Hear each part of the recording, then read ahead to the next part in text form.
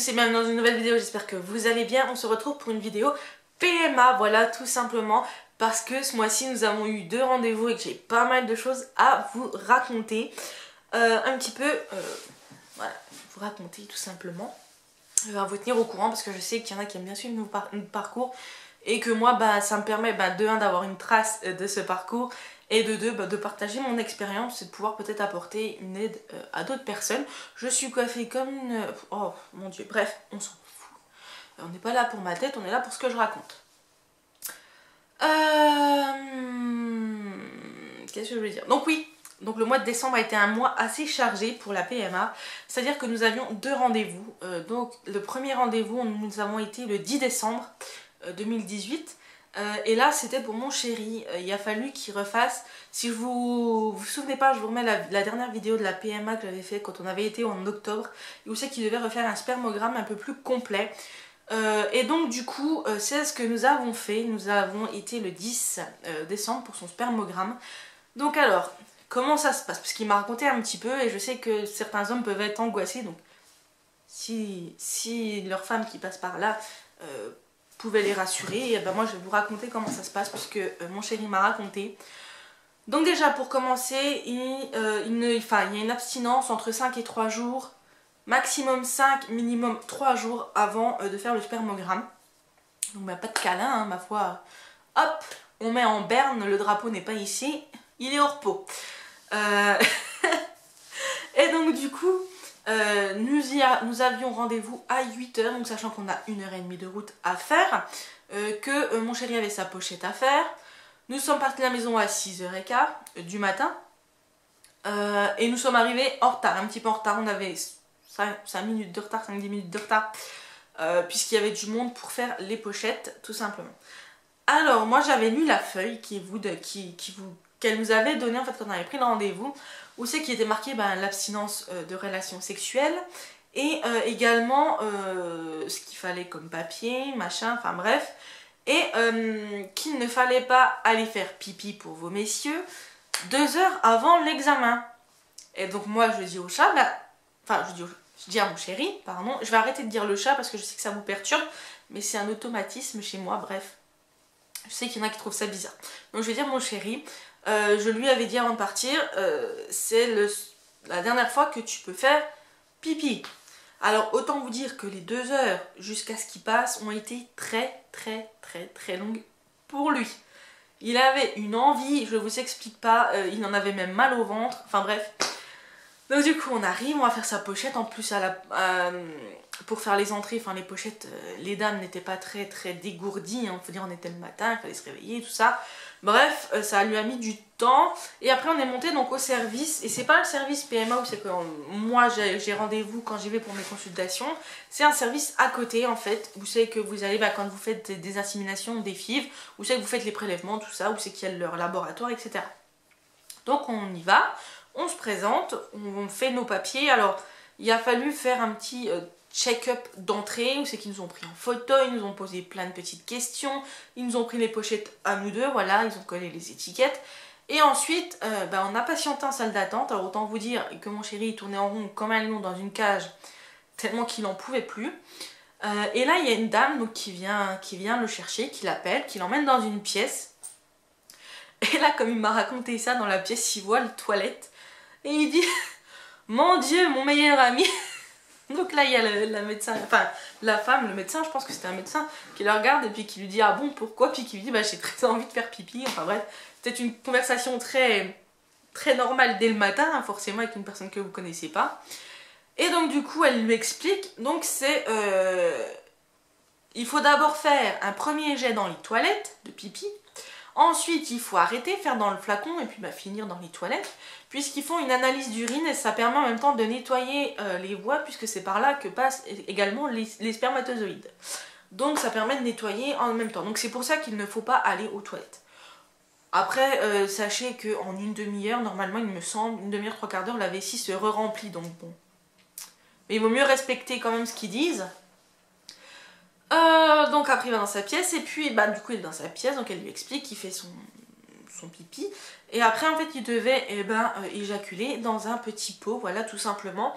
Et une fois fini, vous sonnez, la dame, enfin l'infirmière revient, je pense que c'est un infirmier ou un médecin, je sais pas, revient et envoie votre semence hein, au laboratoire pour analyse.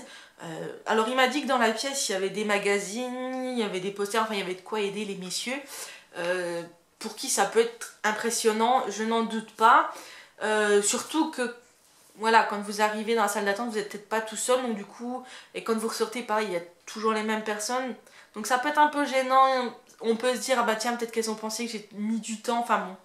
Il faut pas vous stresser, faut aller à votre rythme, même si vous avez du mal, eh ben, c'est pas grave, faut pas vous formaliser pour ça, honnêtement. Le principal, c'est de le faire pour avoir les résultats.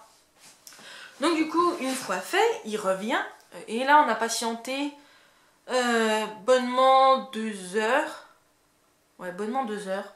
Et après, on a été reçu par une biologiste. Donc là, pareil, elle pose des questions qui étaient plus orientées pour mon chéri, puisque moi, j'avais déjà rempli, enfin, j'avais déjà été questionnée par la gynécologue lors de notre premier rendez-vous. Donc là, elle s'est plus intéressée à mon chéri. Donc, elle a demandé s'il y avait des problèmes d'ordre génitaux dans la famille, des malformations, si quand il était né il n'avait pas eu des problèmes enfin, avec son appareil génital, enfin tout ce genre de choses. Ce qui a pris un bon moment aussi. Elle l'a examiné et après on en est venu à parler un petit peu de moi, c'est pareil dans la famille il y avait des soucis, tout ça, si j'avais des frères et sœurs, enfin bref, tout un tas de questions sur notre vie personnelle. Enfin, c'est vraiment des fois c'est poussé. Et là, elle me dit, on va aborder un sujet qui fâche, on va parler du poids. Alors, ça m'a tellement... Elle a amené le sujet gentiment, je veux dire, elle n'a pas été brute, elle n'a pas été méchante, elle n'a pas été glaciale, elle n'a pas été piquante. Elle a essayé d'amener ça le plus gentiment et le plus doucement possible. Seulement, en fait, moi, je l'ai très mal pris. Vous connaissez mon parcours de poids, vous savez que je fais des efforts depuis 2 ans, vous savez que j'ai perdu énormément, et en fait le fait qu'elle me dise ça, ça m'a foutu un coup, et j'ai eu l'impression que tous mes efforts en fait étaient balayés là d'un revers de parole en 2 secondes, que tout mon parcours était balayé tout simplement, et ça m'a fait mal au cœur. Alors du coup j'ai commencé à... En fait j'étais d'un côté énervée, d'un côté triste, donc je me suis mise à bouillonner et les larmes ont commencé à couler en fait. Et là je l'ai vu en face de moi se décomposer. Et comme elle dit, c'est vrai, enfin puis même c'est vrai, mon parcours il est pas marqué sur mon front quoi, on sait pas que j'ai perdu plus de 27 kilos, enfin tout ça on le sait pas, donc c'est pas marqué sur moi, donc voilà. Mais en fait j'en ai eu marre qu'on aborde toujours ce sujet, je suis consciente que mon poids il faut qu'il baisse, je fais tout pour, j'ai pas besoin qu'on me le rabâche à chaque fois, et donc voilà, bon après on a discuté un petit peu.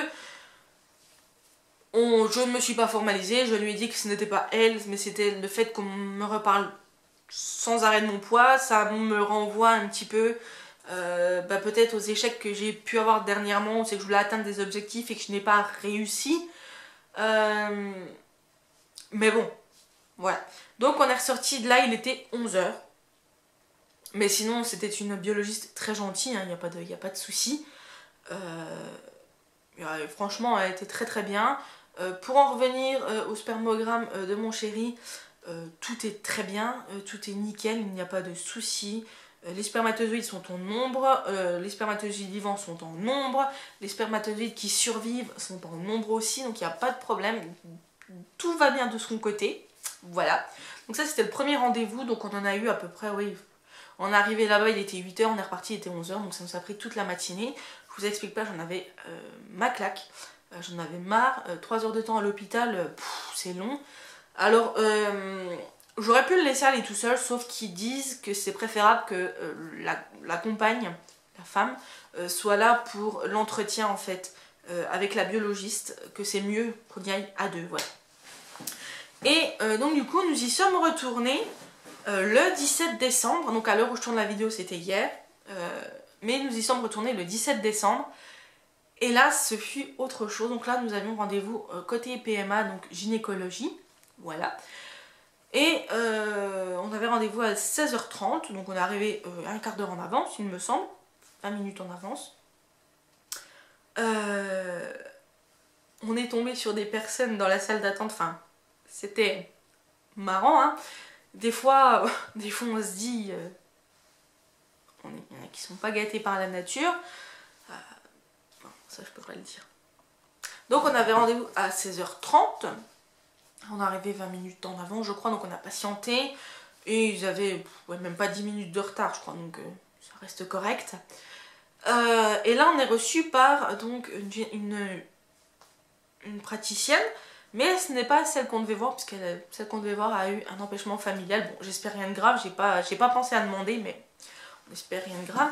Et là, je suis tombée sur quelqu'un de joyeux, de souriant, d'avenant, d'ouvert, de rassurant, de bienveillant et bon sang, mais qu'est-ce que ça fait du bien? Est-ce que cette personne ne pourrait pas donner des cours à tout le monde? Parce que franchement, ça fait du bien d'être reçu comme ça, de pas être reçu glacialement, froidement, avec une distance comme on a peut-être pu être la première fois reçu. Et c'est vrai que c'est quand même autre chose, on aborde le rendez-vous autrement. Et donc du coup, elle regarde nos examens, donc tout était bon pour le chéri, donc ça c'était bon. Elle regarde mes examens qui étaient nickel, j'ai une bonne réserve ovarienne, les prises de sang sont nickel. En fait, on n'a pas de soucis pour l'instant des examens qu'ils ont fait. On n'a pas de soucis médicaux, physiques, médicaux, voilà, qui nous permettent de ne pas avoir d'enfants. Donc on fait partie de ce qu'on appelle les infertilités inexpliquées. On ne sait pas d'où ça vient et on ne saura pas d'où ça vient. Pour l'instant, on ne saura pas. Peut-être qu'il faudra dans quelques temps faire des examens plus poussés, je ne sais pas, quand on aura épuisé toutes nos chances, je ne sais pas après comment ça se passe, mais pour l'instant, voilà, c'est inexpliqué. Il n'y a pas de cause ni de facteurs médicaux qui font que nous n'arrivons pas à concevoir un enfant. Donc ça, c'était déjà une bonne nouvelle, de savoir qu'il n'y avait pas de soucis ni chez l'un ni chez l'autre, hein, parce que bon... Voilà, c'était un peu la crainte de mon chéri qui a un problème de son côté, et moi c'était un peu ma crainte qui a un problème de mon côté. Donc elle nous a dit que tout allait bien, donc à partir de là elle nous a dit bon bah tout est ok, on va partir pour une insémination intra-utérine, c'est ce que nous avait dit madame, la gynécologue avant, lors de notre premier rendez-vous, et elle nous avait donné un petit fascicule, donc que j'ai feuilleté, qui explique ce que c'est que l'insémination intra-utérine. Donc qu'est-ce que c'est? C'est en fait, au lieu d'avoir un rapport, pour concevoir votre enfant, vous allez le matin au centre de PMA de bonne heure, il me semble qu'elle m'a dit, où c'est que votre conjoint va faire un prélèvement de sperme et ensuite eux au laboratoire vont nettoyer et garder les plus vigoureux, et après, donc 2 heures après, le temps que tout ça se fasse, il vous injecte donc ce sperme à l'aide d'un cathéter souple directement dans l'utérus. En fait, ça évite, parce que quand vous avez un rapport, en fait, après les spermatozoïdes doivent remonter le col, tout ça, et c'est là que ça peut poser souci. Et non, Noisette, il a fait tomber la bouteille de la table. Et donc là, en fait, on limite le parcours, en fait. C'est comme dans la grande distribution, c'est un parcours direct. Du producteur au consommateur, là c'est pareil. Là on insère directement le cathéter et on injecte les spermes directement au plus près de l'ovule, tout simplement. Comme ça, les spermatozoïdes ne sont pas fatigués au moment de la fécondation et il y a plus de chances que ça arrive, tout simplement. Donc on va partir là-dessus. Donc elle nous a donné tout un tas de papiers, que ce soit le consentement que j'ai à signer pour dire qu'on a assigné pour dire qu'on est d'accord, parce qu'il travaille, il travaille en fait avec les spermatozoïdes de mon chéri, ils nous font des actes un peu chirurgicaux, donc il faut un acte de consentement. Il faut également que la Sécu donne son accord, que le biologiste signe l'accord également, donc il y a un accord entre la Sécu et le centre de PMA. On a fait la prise en charge 100% la dernière fois, donc ça c'est bon, on est couvert jusqu'en 2023 je crois, ou 2025 je sais plus, il me semble que c'est 2023. Ensuite, elle nous a expliqué comment ça allait se passer. Donc, le premier jour du cycle, donc c'est le premier jour de sang rouge, hein, pas les petits saignements avant, mais vraiment sang rouge. On appelle le centre de PMA, donc on appelle les sages-femmes, et j'appelle ma gynécologue donc habituelle, où c'est que je dis, bah voilà, j'aimerais commencer ce mois-ci pour l'insémination. Les sages-femmes me disent, ok c'est bon, on a de la place, ou non, pas possible pour ce cycle-là, le cycle prochain. Donc après ça c'est en fonction du centre de PM, des disponibilités du centre, ce que je trouve un petit peu pas top, mais bon après on n'est pas les seuls sur Terre donc je peux bien le concevoir. Et à partir de là, donc à J4, de ce que j'ai compris de J4 à J9, on fait les injections de Bemfola, 175 unités comme d'habitude. À J9, j'ai un contrôle avec ma gynécologue. Si elle juge que c'est bon, on déclenche avec Ovitrel. Et là, on appelle le centre et on dit c'est bon, on prépare. Donc, on sait que 2 jours après, on y va pour l'insémination, tout simplement. Et après, une prise de sang pour voir le résultat. Sinon, si ce n'est pas prêt, il me semble, si j'ai bien compris, on continue les injections et on bloque l'ovulation. Enfin, j'ai pas tout suivi après le reste. Elle a expliqué très vite, c'était très rapide, donc je demanderai des précisions à ma gynécologue. Mais voilà, nous partons pour des inséminations intra-utérines qui commenceront probablement soit fin janvier, soit fin février, en fonction de la place qu'ils auront et en fonction de ce que nous on décide. On a le droit à 6 tentatives remboursées par la sécurité sociale. Donc il faut qu'on réfléchisse avec mon chéri si on préfère faire les 6 d'affilée. On n'est pas obligé de faire de pause. Ou si on fait 1 mois sur 2, ou si on en fait 3 d'affilée, on se laisse un peu de temps et on recommence en fin d'année prochaine. Je sais pas, on verra. Il faut aussi que le temps d'assimiler les échecs. Je sais pas comment on va réagir aux échecs. On n'y a pas été confronté encore totalement puisque là on a des stimulations simples. Voilà, c'est la nature. C'est pas, on n'attend pas vraiment que là, on sait qu'on va avoir une insémination. On sait qu'il y a de grandes chances que ça marche. Et donc du coup on attend la réponse et je sais pas comment ça va être les échecs, comment on va les vivre. Donc du coup je ne sais pas à quelle fréquence on va en faire. Je sais qu'on en a le droit à 6, donc remboursé par la sécu. Et après, donc si ça marche pas, c'est les FIV. Sauf que pour les FIV, il faut que j'ai au minimum un IMC de 35, enfin maximum IMC de 35. On y est presque, mais on n'y est encore pas, on n'y est pas encore. Elle m'a expliqué pourquoi le poids était si important en fait dans le parcours là. C'est par exemple quand vous faites une FIV et qui font les ponctions, elle m'a dit qu'ils passaient par le ventre et que ça pouvait être dangereux pour nous si on avait un IMC trop important. Donc, quand on m'explique, je comprends. Jusqu'à aujourd'hui, on m'avait pas expliqué ça comme ça, donc je comprends. Sinon, voilà, c'est tout. Donc là, pour l'instant, on continue les stimulations simples, donc comme on a fait le mois dernier, comme vous avez vu, donc la vidéo que je vous remets ici. On continue ça, ce sera exactement la même chose en attendant qu'on décide de rentrer dans ce protocole. Donc voilà, ça a été vraiment très rapide comme rendez-vous. On a également le dossier à faire qui n'est pas encore fait. Il y a encore une prise de sang chacun à faire pour nos sérologies, donc VIH, etc. Normalement ils auraient dû faire la prise de sang pour la toxo et la rubéole, mais je suis immunisée. On l'avait fait ça en janvier dernier, quand j'avais été enceinte et que j'avais fait ma fausse couche. Avant on l'avait fait, ma gynéco l'avait fait, je suis immunisée donc ça c'est parfait. Mais la sérologie il faut qu'on la refasse puisque ça date d'il y a un petit moment qu'on l'avait fait. Donc voilà, c'est tout ce que j'ai à vous dire. La vidéo a été un peu longue, je suis désolée. Mais en tout cas, je suis contente. Je suis pressée de commencer. J'ai hâte de voir ce que ça peut donner. Selon la gynéco qui nous a reçus, il n'y a pas de raison que ça ne marche pas les inséminations pour nous, puisque tout va bien des deux côtés. Et on a des résultats vraiment très bons en fait. Donc il n'y a pas de raison que ça ne marche pas pour elle, niveau médical. Après, est-ce qu'on n'a pas un blocage psychologique? Je sais pas. Moi je sais que je suis très angoissée à l'idée de refaire une fausse couche, ça c'est vrai que c'est quelque chose qui est très angoissant pour moi. Mais de là à bloquer et à ce que ça ne marche pas, je ne sais pas, on verra bien. En tout cas ça sera pour début d'année prochaine, voilà, en 2019, début 2019. Donc je ne sais pas ce qu'on va faire. Est-ce qu'on attend janvier? De toute façon il faut qu'on attende janvier puisque là ça va fermer, le centre ferme pendant les vacances.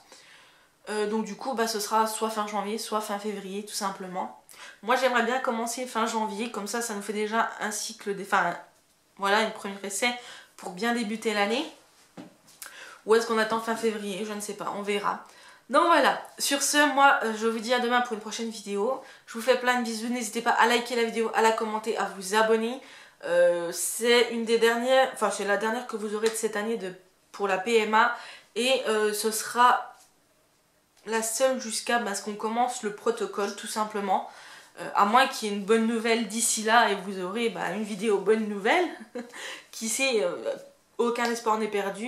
Ma gynécologue habituelle et celle de la PMA sont confiantes. Donc il n'y a pas de raison que ça ne marche pas, on verra bien. Donc du coup, voilà où on en est. Donc moi je vous fais des bisous et je vous dis à demain pour une prochaine vidéo. Et surtout prenez soin de vous. Bisous.